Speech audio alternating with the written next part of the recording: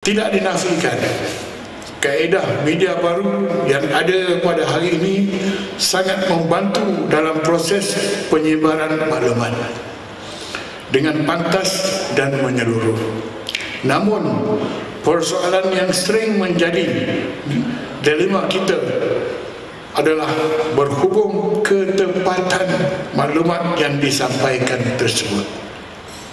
Di era globalisasi yang dihiasi dengan pelbagai teknologi moden dan terkini, ketepatan maklumat kadang-kadang bukan lagi diukur bersandarkan fakta yang benar, tetapi kepada bilangan tanda like ataupun share yang diperolehi. Persepsi yang dijana melalui media sosial bahawa pandangan yang popular adalah pandangan yang tepat amat membimbangkan.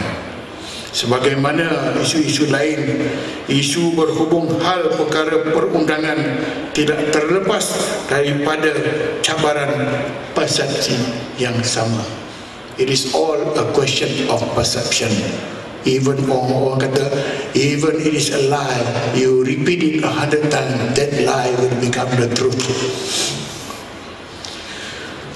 Umum mengetahui bahawa liputan berhubung isu-isu perundangan, terutamanya yang berkaitan dengan isu perlembagaan dan jenayah, saban hari semakin mendapat tempat di paparan skrin komputer dan alat komunikasi pengguna.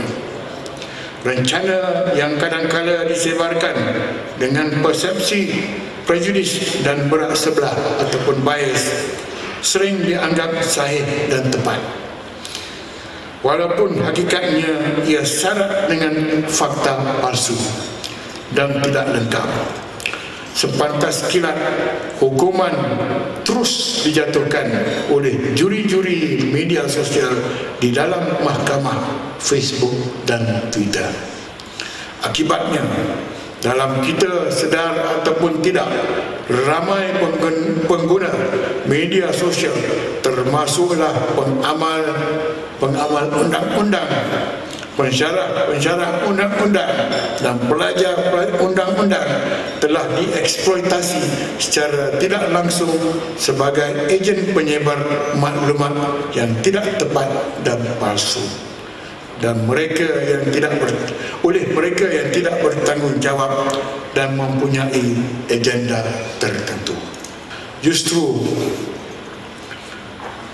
perhatian yang serius perlu diberikan oleh semua pihak dalam usaha memperbetulkan sikap dan mentaliti masyarakat kita dalam perkara ini, terutamanya di kalangan generasi muda pelapis negara.